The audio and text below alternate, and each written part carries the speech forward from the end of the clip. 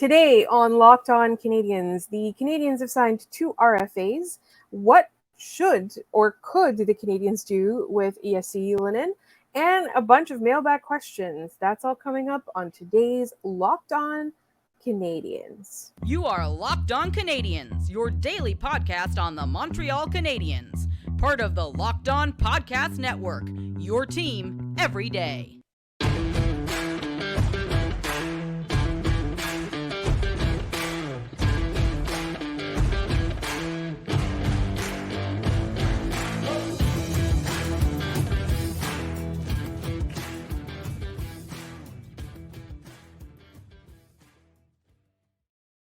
Hi there, everyone, and welcome to episode 887. We thank you for making us your first listen of the day every day, wherever you get your podcasts, as well as on YouTube. My name is Laura Sab, also known as the Active Stick, and I'm joined, as always, by the wonderful Scott Matla of Habs, Eyes on the Prize, who tried his best to get an episode out for you while I lost power due to the tornadoes in Montreal.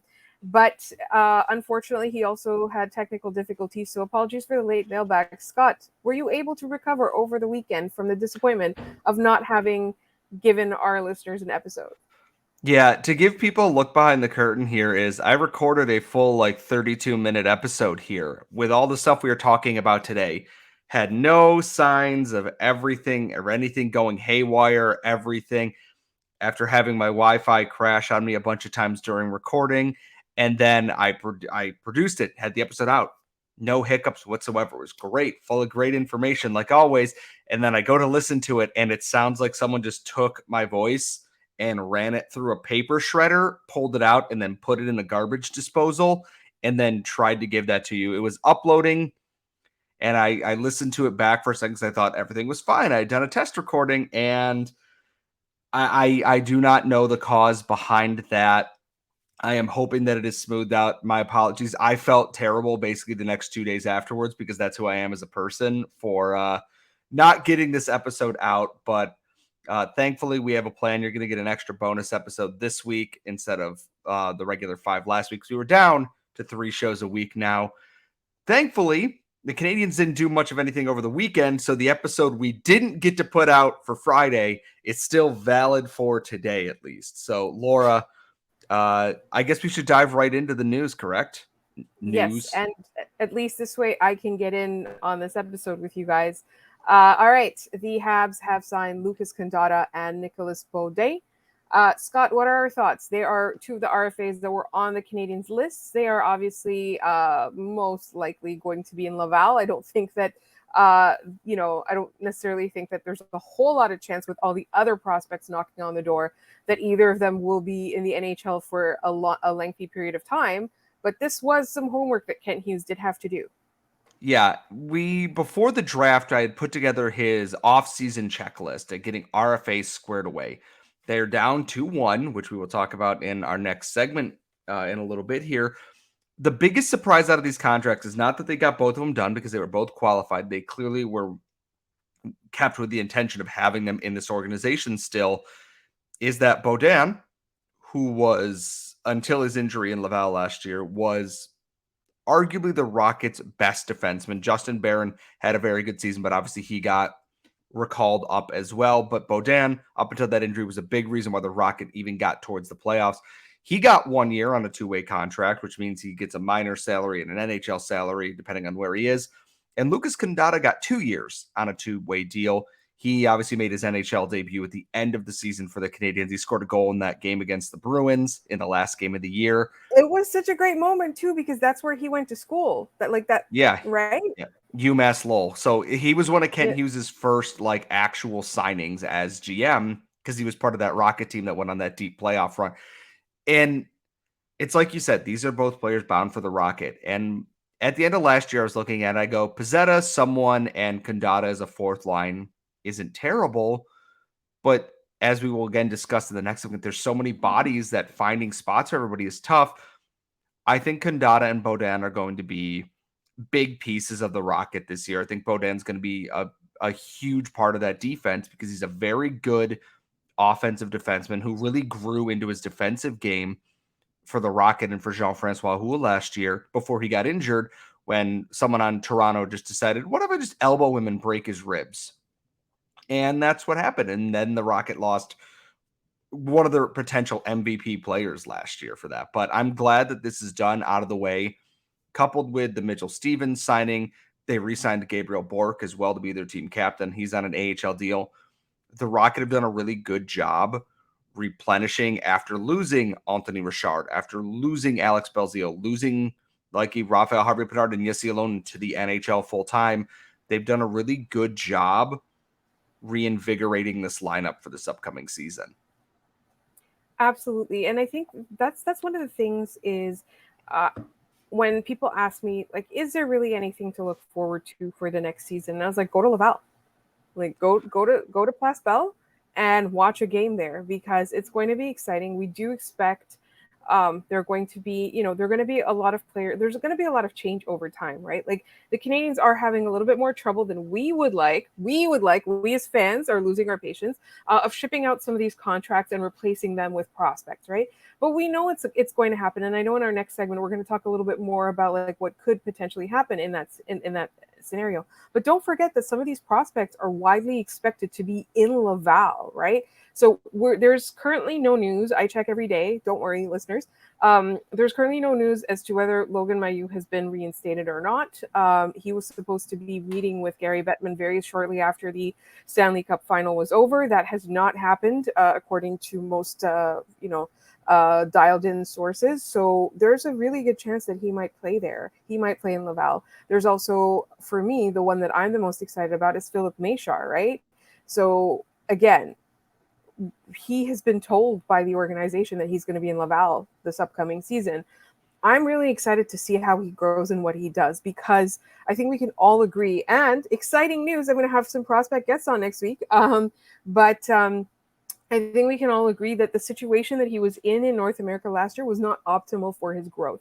I'm sure that he learned a lot of lessons, but I feel like Laval is going to be the challenge for him, because it's bigger bodies, more NHL closer people. So for me, like, that's most exciting. And speaking of my exciting news, I would like all of your prospect mailbag questions. So next week, not this week, next week, we're going to do massive prospect episodes. So I want all your questions about Canadiens prospects, or maybe undrafted guys where the Canadiens might have an interest. And please send them over to me. Even if it's like a prospect from another team that you're interested in and you think the Habs might trade for them, go ahead and send the questions to me at lockedoncanadiens@gmail.com. You can leave them in the YouTube comments. Just write prospect mailbag question at the beginning. You can also send them to us on Twitter. If Twitter still exists by this time next week, we don't know. Where our Twitter account is LO_Canadiens. But Scott will be away next week, and I want to focus very heavily on the Canadiens prospect depth. As well as, I don't know if we can start looking ahead to next year or not. I don't know if it's early or late or whatever, but send the questions and send them as early as possible so I can send them over to our guests and they can do their homework. In the meantime, we are going to move on to who the Canadiens can possibly move on from. Would Jesse Ylönen still be part of the Canadiens' future? And what should they do with him? And we're going to talk about all of that in one moment. But first, I have to tell you about FanDuel.com. It is America's #1 sportsbook for a reason. You can take your first swing at betting MLB on FanDuel and get 10 times your first bet amount in bonus bets for up to $200. That's right. All you got to do is bet $20 and you'll land $200 in bonus bets, whether you win or you lose. That's $200 that you can spend betting everything from the money line to the over-under to who you think is going to get the first home run. All on an app that's safe, secure, and easy to use. Plus, when you win, you can get paid instantly. There's no better place to bet on MLB than FanDuel, America's #1 sportsbook. So sign up today and visit FanDuel.com/lockedon to get up to $200 in bonus bets. That's FanDuel.com/lockedon. FanDuel, the official partner of Major League Baseball. And us. All right, Scott, you had a lot of ideas for what the Canadians should do with Jesse Ylönen on the last episode that came out like your voice was thrown through a washing machine with no water in it. I keep trying to like figure out because I listened. I went back and listened to listeners, like full disclosure. I went back and I listened, and it does sound very, very much like somebody like like you tried to like make his voice into like a robot sound, and it went badly. Yeah, and the weird part about it was that it's like, oh, okay, I can hear the normal part of it, but like underneath, it's like there's this weird robot, and it's like I don't know what it was, I don't know what caused it. I am a proficient podcaster. I am not a super like audio producer that I could have figured out how to go and salvage this, unfortunately. But the thought was, what there's one RFA left in the Canadiens organization right now. That is Jesse Ylönen, who is out there. Joel Teasdale is still out there. He wasn't qualified. I don't believe he has signed a new contract with anybody yet. But that leaves Ylönen as the last RFA to be signed by the organization. And my thought is, Kent Hughes has done a little bit each day. Like they'll probably announce it Monday by the time this episode drops, which, maybe we'll find out what the plan is. And I saw in the replies to, and was actually to the Beaudin and Condotta sightings that said it might be that he has the value as a prospect that they may use him to shift out a Dvorak, a Hoffman, an Armia type contract by sweetening it. And I understand the thought on that. It's just not an idea that I love because the Canadiens need more players. Like, yes, Ylönen is an NHL player at this point. He's not perfect yet. He still has growing to do as a player here. It's just that they don't have someone who has that same talent profile outside of maybe Philip Machar. I think Joshua Waugh is a very good player. I think Riley Kidney is a very good player, but they don't have the professional experience yet. Yes, Ylönen does. You know that he can stick at the NHL level, and he's someone that with that talent, I think right in their middle six, maybe not a top line player right away, but I think he can slot in there in a pinch, and it's not really a problem. I'm not crazy about the idea of, just tossing him to get rid of a contract because if Ylönen continues to develop, you've added another really talented winger into this program here, into your system here. He plays with agility, he plays with skill. He can shoot so well. He can skate like the wind. There's some defensive warts. It's just trying to find a spot for him in the NHL lineup right now is far easier said than done. And he is subject to waivers this season. And this might be me overvaluing our prospect. It's not the first time I've done something like that. My fear is that he wouldn't get through waivers, that if they go, hey, we're going to work out trying to get some of these other guys out of here. We're going to send you to the Rocket to start. I don't want to lose him for nothing. If you're going to lose him, at least, move a contract out with him. But my fear is that they're going to try and sneak him through waivers. And my fear is that he's going to get claimed by a team who needs, cheap NHL depth, which is what he'll be. I can't imagine he's going to get more than $900,000. It's just, again, I don't know where he fits into this lineup right now because there's too many bodies on this team right now. And I know fans want to get rid of it, but in reality, I don't know how soon that's going to be, honestly. I think there's so many possible avenues the Canadians can go is the big thing for me that I just like if I were in Ken Hughes' position, I truly wouldn't know what to do because I think he is a useful player with promise. Like he's got skill, and that's the rub is that it feels to me that when you look at who the Canadians have up and coming and who the Canadians have as part of their core right now that's going to continue on to the future, he just seems to be an odd man out, and that's unfortunate because I like him a lot as a player. And yeah, and that's the thing is he's someone that fans have been crying out for in this today. Hey, we need someone who can shoot and can play with that agility. And I think Martin St. Louis can get the best out of him in that we haven't seen the best of what Jesse Ylönen has to offer. We know he's a very good shooter. We know he's a very good playmaker. He offers something different from Raphael Harvey-Pinard in that Harvey-Pinard can be molded to fit any kind of situation and be, master of hold on, what's the phrase? Jack of all trades, master of none kind of thing. Yeah. Jesse Ylönen fits that. He is a shooter. He is a dangerous shooter. When the Rocket power play is clicking, he slides into that left circle there. They feed him the puck, and he just puts shots by the goalies. I will happily, go and retweet a whole thread of, Ylönen gifts that I made over the years in the AHL. It's just his role occupied. Okay, Cole Caulfield. We know Cole Caulfield is not going anywhere. We are okay with that. But a spot that he could be in is you have Mike Hoffman there, and you have Yoel Armia there, and then you have other bodies that need to get in line. You have Josh Anderson, who's going to be healthy again. You need to get Juraj Slafkovsky ice time. Where do you put Sean Monahan? What do you do with all of these other young guys? It's so hard to find the space, and I don't envy Kent Hughes in this because you don't want to stick Ylönen on a fourth line role where, hey, go out, check a little bit, maybe score a couple of goals. His skill is wasted in that role there, and there's something to be said for having a skilled fourth line. And I think Michael Pezzetta fits into that a little bit. Not super skilled, but it makes sense. I'd like to see Ylönen get a middle six shot there in a role that is going to go to a Mike Hoffman, a Yoel Armia. And I think if he's put in that opportunity, playing with someone like Kirby Dach, who's really good with the puck, Sean Monahan, who's defensively responsible, can unlock a little bit more that he's played with Jake Evans before. Even if Evans is your third line center and you have Monahan playing on the other wing, there's a lot of damage you can do with that. It's this weird Ouroboros catch-22 situation, is that you need to find space to get him into the lineup. But if you can't find the space, you might have to move him to create the space. And then what do you fill in that gap there? Oh, we got rid of Mike Hoffman and Christian Dvorak. Okay, well, can we put Jesse Ylönen in the lineup? No, we traded him to get rid of Christian Dvorak's contract.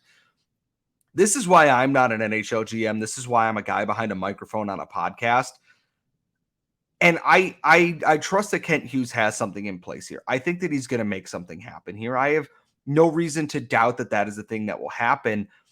I'm kind of getting anxious to know what it is at this point, because I really want to see some of these guys who have actually developed well with the Rocket get their chance at the next level. Raphael Harvey-Pinard has gotten that chance. Jake Evans has gotten that chance.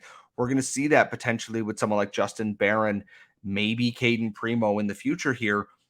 I want to see that opportunity go forward, because that's an important part of rebuilding, because Syracuse and Tampa Bay did this very well. They played well there, maybe a little over-seasoned, so to speak, but then they get to the NHL and they fit that system. That's what I want to see out of some of these guys.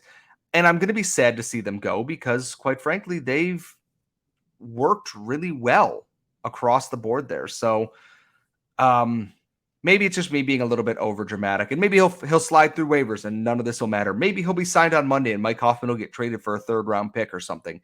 I don't know. But it's a very weird situation. There's a balance to everything. And Kent Hughes, so far, has, I think, done a pretty good job at finding that balance. Now he's got a couple more juggling acts to do before the season starts. And I think it is time for our favorite segment, or it used to be our favorite episode, but now it's just a segment today, just because there was so much stuff to talk about, but I'm sure we'll have some left over for tomorrow's episode. And that is, we are going to be going into a batch of our Friday mailbag questions, and that's all coming up in just one moment.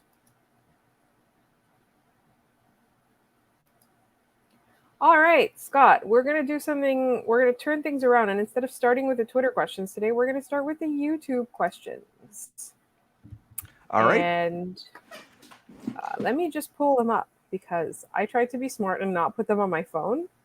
But do you want me to look them up on my phone, since you were the one hosting today, since you sent them to me? Sure. I do remember sending them. Oh, I found them.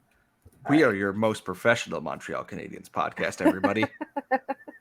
The first question comes from Dan on YouTube. Question for the mailbag. Do you see Brendan Gallagher on the roster when the Habs are ready to compete? Let's assume that that's 3 years from now. Or do you imagine he'll be bought out or traded by then? So this is the hardest one, because I know we talk about moving Armia and Hoffman and what to do with Josh Anderson. Is that what do you do with Brendan Gallagher? Because when Brendan Gallagher is actually healthy, he's very good at what he does still and generating high danger chances, being around the net, creating opportunities and space for his teammates. The converse, the flip side of that is Brendan Gallagher is not healthy enough consistently to do that. And it's like last year, he came out, he looked great. And then his hip blew up when he like ran into the end boards. And I think it was a game against the Oilers or the Flames or something. And his season was never quite right after that. In 3 years, I wouldn't be shocked if he isn't on this team anymore. Just because the cap going up so much, if Gallagher can stay healthy, and if is the big word here, so often it is, if Brendan Gallagher stays healthy, the Montreal Canadiens have a guy who can pitch in 15 to 20 goals, is a veteran leader on this team here, and maybe he gets pushed out once the Joshua Waz and the Philip Machars and the Owen Beck start coming into the NHL organization here in the professional ranks sooner rather than later. And there are teams that will happily add a guy like Brendan Gallagher. Teams are like, we need one more piece to get over that hump. A team like the Edmonton Oilers, a team like the Vancouver Canucks, who are perpetually thinking they are so close to getting over that hump. A team like LA that, you know, with Marc Bergevin there, they went out and got Philip Deneau. Do you reunite Philip Deneau and Brendan Gallagher in LA? Because it wouldn't be the worst move in the world. Teams with cap space will love a guy like Brendan Gallagher, even if he's down from being that 30 goal guy, which he is not anymore, and is a 15 to 20 goal guy, but gives you all this shot generation, annoys other teams, has been through the playoffs, been to a Stanley Cup final, all of that. Teams pay for that kind of thing. And I think the Canadiens aren't going to be willing to part with him like easily, but I think it is a thing that they will just end up doing anyways because frees up $6.5 million in cap space. And he might just not have that same spot in the lineup. Do you want to pay $6.5 million for a guy who might be playing on your fourth line at that point? Probably not. But on another team looking to get over that hump, I think Brendan Gallagher has a ton of value for them. That's the thing. It's like, it really, I thought I was on mute. It really depends on his durability, though. Like, if he's constantly on the IR for the next season or so, like, another team is not going to snap him up, and I think that's the biggest issue, is his longevity. Because I'm straight up going to say that I don't see him still being on the team when the Canadiens are ready to contend. There's going to be a different version of Brendan Gallagher on there, whether it's Raphael Harvey-Pinard or somebody completely different.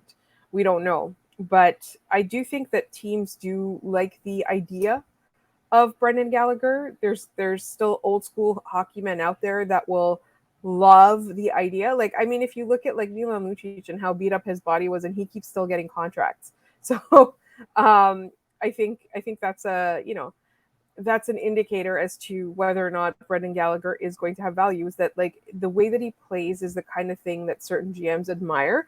And I personally think that, he's just too injured. His body's just like been through too much for him to continue to really be an attractive trade piece.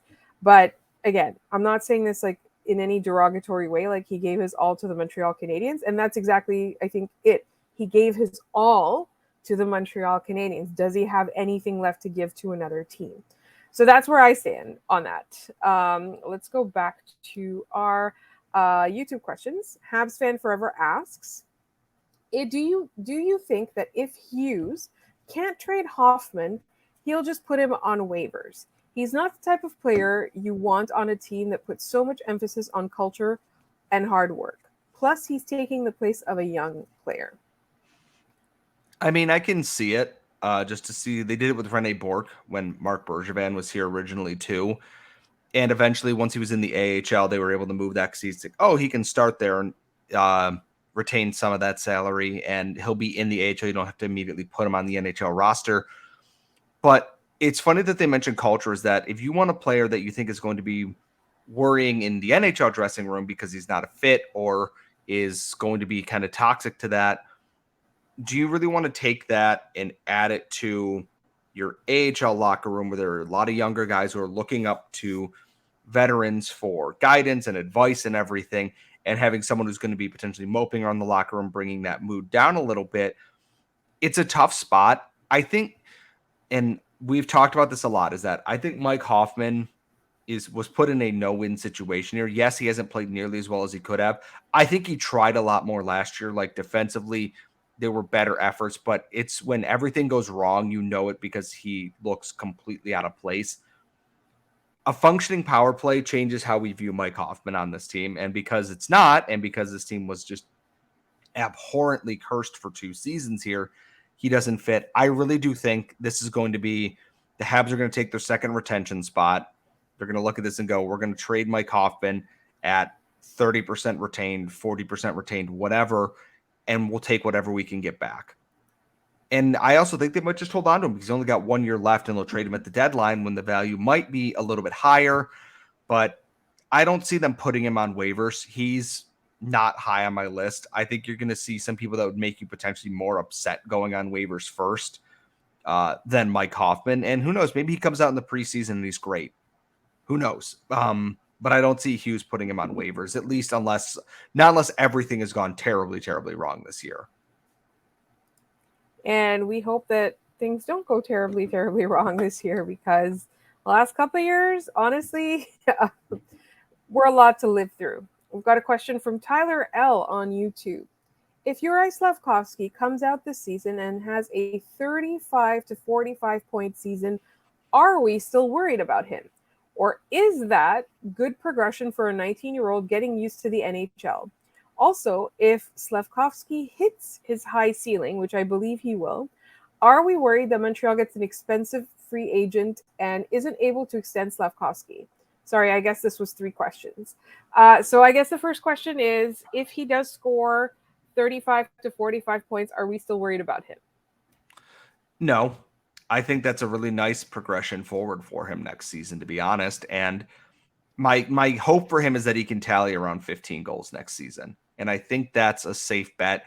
35 to 40 points is a good step forward. The biggest thing is looking more comfortable around and being adjusted more to the speed of the game here. Because as we saw last year, he sometimes got caught unaware with his head down, not reading the space well, not reading the timing on things well. And it got him injured a couple of times in there.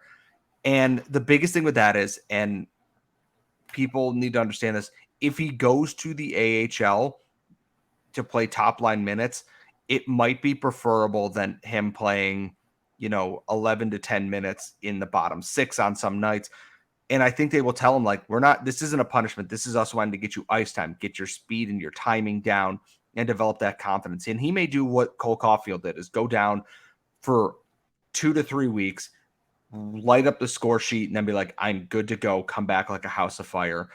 And I'm not worried about him having an expensive last contract. I think it was Habs Links on Twitter who pointed out, after this season, there's a lot of contracts coming off the books that are going to free up a lot of cap space for the Canadiens, with the cap also rising. So if he comes in and he lights it up, let's say out of nowhere, he becomes a 55, 60 point player, 25 to 30 goals, you lock him up long-term and maybe go, okay, well, we haven't seen it all the time, and you get a value on that contract. I'm not worried about him being let go to replace with a veteran. No, the question was, like, if Montreal gets an expensive free agent, they're not going to be able to extend Slafkovsky because Slafkovsky will have hit his ceiling. I don't think that's the case either. I think that they will keep Slafkovsky around because Kent Hughes has shown that, like, yeah, they've checked in on free agents and other things, but I don't think they're going to overpay for a free agent, right? Yeah, exactly that. Is that they may add a veteran free agent. Like they looked at Ryan O'Reilly. They've brought back Sean Monahan. They will look at free agents in there. I have no doubt of that because they will try and find people to supplement this team in some ways if they can. Because at some point we're going to find out whether these prospects make it or not. And I've completely failed to mention Alex Newhook in here entirely. And if you're the Canadiens and you look at this and you go, we've built this team with guys on younger or cheaper contracts that are younger without having to go spend in free agency. We have all this cap space now. When you do finally need to add that last piece, so to speak, you have so much room to play around with. They're setting up to be able to function independently of needing the free agent market, because free agent markets are where GMs go to set money on fire, and drafting and developing is where smart GMs and teams find that. And yeah, you got to pay some of these guys eventually, which we know the defense especially will be one of those things. But if you've built without having to do that with free agents, that includes Slavkovsky, that includes everybody else, it's easier to extend the pieces you have there and keep that window open longer for a lot of these players. So we've got time for one more YouTube question. So if you asked your question on Twitter, we will get to it in a segment on tomorrow's episode. And this question comes from, I'm sorry, I can't pronounce it. It looks like Par JF on YouTube. Mailbag question. After nearly 1,000 shows, what is it that you like most about doing this podcast with your co-host? The thing is, after almost 1,000 episodes, we are after this 112 away from 1,000, which is a wild thing to think about. It is very easy to come in, get set up, and even if we both had crappy days outside of there, to put together a very fun show, to work with one of your good friends and do something like this.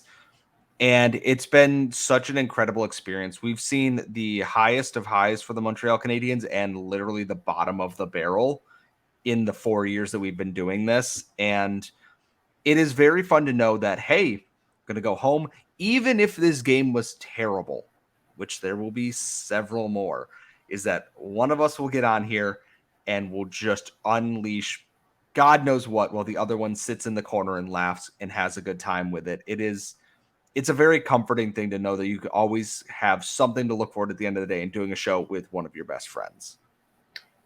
I will echo that. I will also add that my favorite thing is that how much I can trust Scott.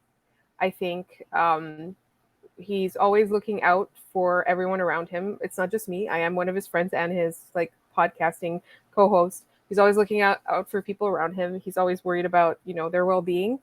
And all of that. And I just know that if there's anything going on, that I know that Scott will, sometimes I'm having bad days. Like I've had a lot of upheaval in my life in the last year. And Scott will just carry the show sometimes, whether I'm here or not. Like sometimes I'll be here and I won't be able to really put out good content. And Scott will just carry that. And I've been very lucky in that most of our listeners have been supportive of that. But I think that to me is my favorite thing, is that I know that at the end of a really bad day, if I come and I can't do a good enough job, Scott will make it so that it's barely noticeable. So it is, everything he said too, it's fun. And that's one of the biggest things, is that if this wasn't fun to do, we would stop doing it. And I'm sure there's plenty of people in the Montreal fandom that would love to do this podcast after we're long gone, but it's still fun. So we still come back to it every single day. And I also appreciate the listeners, but I mean, the question was about the co-host. And honestly, I hope we have many, many more episodes for you. I hope we at least get to 1,000 and we're still friends at 1,000. It's going to be soon. It's going to be, I think I calculated that it's going to be in October or November that we get there. Either way, thank you so much to all the listeners. Do not forget that we do have a regular mailbag this week, but next week we're having a prospect palooza. So please send your prospect mailbag questions as well as your regular mailbag questions. You can send them to us at lockedoncanadians@gmail.com. You can tweet them at LO_Canadians. We're working on getting a thread set up as well. You can leave them in the YouTube comments. Just put mailbag question or prospect mailbag question at the beginning of your comment so that we know you want us to talk about it on an episode. Thank you so much for listening. And do not forget, you can find us anywhere you get your podcasts as well as on YouTube. We will be back tomorrow. We are down to 3 days a week, but you're getting a bonus episode this week. So make sure you tune into that. We will see you all next time.